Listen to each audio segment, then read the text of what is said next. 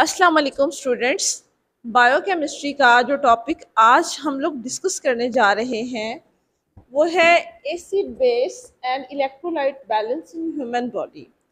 ठीक है, हमारे बॉडी के अंदर एसिड्स भी हैं और बेसिस भी हैं, और जो आइडियल पीएच है हमारी बॉडी की यानी कि ब्लड की वो है 7.35 टू 7.4। ठीक है, अगर पीएच इससे डिक्रीज होती है तब भी हमें इशू हो सकता है, वी कैन सिक, हम बीमार हो सकते हैं। और अगर पीएच इससे बढ़े तो भी हमें हमारे लिए ये प्रॉब्लमेटिक होगा, हमें मसला हो सकता है। तो हम लोग फर्स्ट ऑफ ऑल डिस्कस करेंगे कि बॉडी के अंदर जो है वो एसिड्स और बेसिस का क्या कॉन्सेप्ट है। The body fluids must maintain a constant balance of acid and base. Body के अंदर जो फ्लूइड्स होते हैं, फ्लूइड्स क्या यानी कि बॉडी के अंदर जो ब्लड है और इसके अलावा जो इंटरस्टिशियल फ्लूइड है, जो हमारे बॉडी के अंदर लिक्विड होता है, उनके अंदर ये ज़रूरी है कि कांस्टेंट मिकदार में, मुनासिब मिकदार में एसिड और बेस जो है वो बैलेंस हो।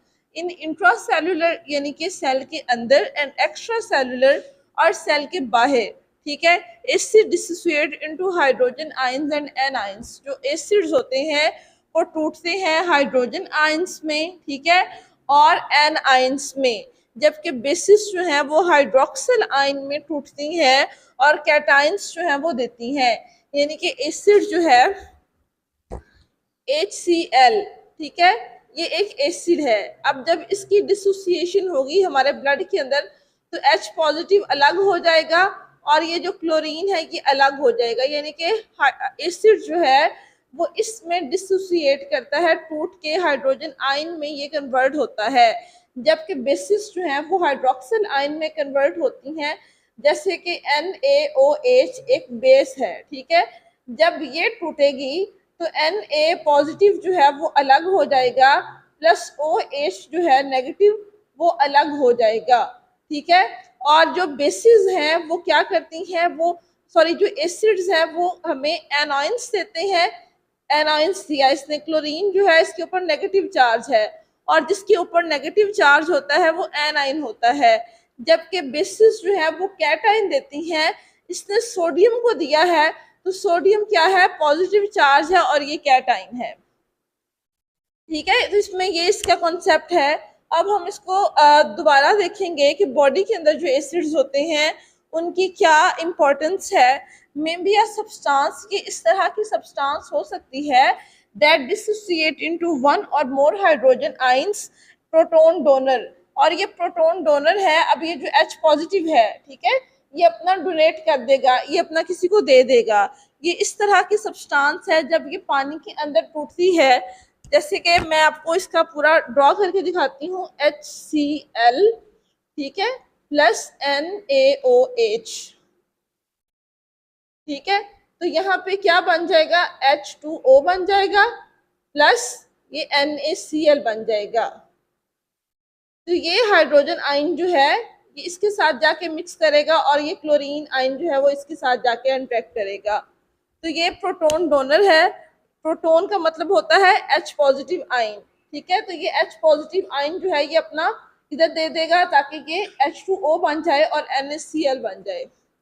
एसिडियोसिस क्या होता है, जिस्म के अंदर, बॉडी के अंदर एसिड्स का बढ़ जाना, जिसे तेजाबियत भी कहते हैं। बॉडी के अंदर H पॉजिटिव आयन जो है वो बढ़ जाता है, ठीक है। इसके लिए फिर हम लोग मेडिकेशन यूज़ करते हैं।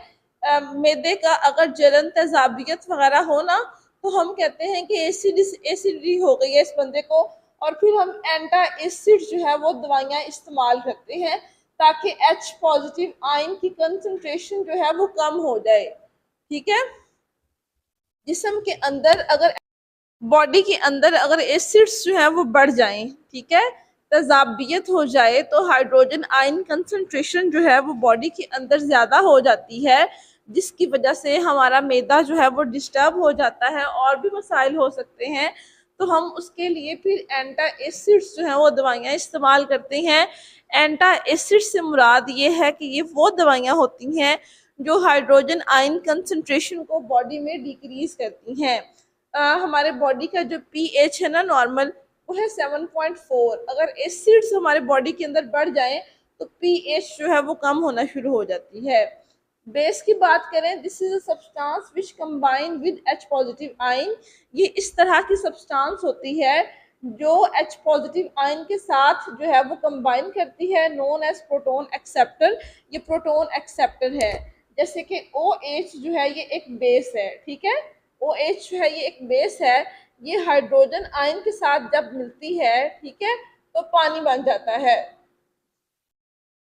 इसने इसको एक्सेप्ट किया है, OH ने इस पॉजिटिव आयन को एक्सेप्ट किया है अपनी तरफ। एल्केलॉसिस क्या होता है? डिक्रीज इन H कंसंट्रेशन और इंक्रीज इन पीएच। बॉडी के अंदर एसिडिटी बिल्कुल अगर कम हो जाए, एसिड्स की मिकदार कम हो जाए, तो उसे कहते हैं एल्केलॉसिस। और इसमें H पॉजिटिव कंसंट्रेशन जो है वो इंक्रीज डिक्रीज करती है और हमारी पीएच जो है वो बढ़ना शुरू हो जाती है। सिंपली मैं अगर आपको सिंपल वर्ड्स में डिफाइन करूं, तो बॉडी के अंदर अगर हाइड्रोजन आयन कंसंट्रेशन जो है वो ज़्यादा हो जाए तो एसिडिटी हो जाती है, और अगर कम हो जाए तो एल्केलॉसिस हो जाती है। Thanks for watching.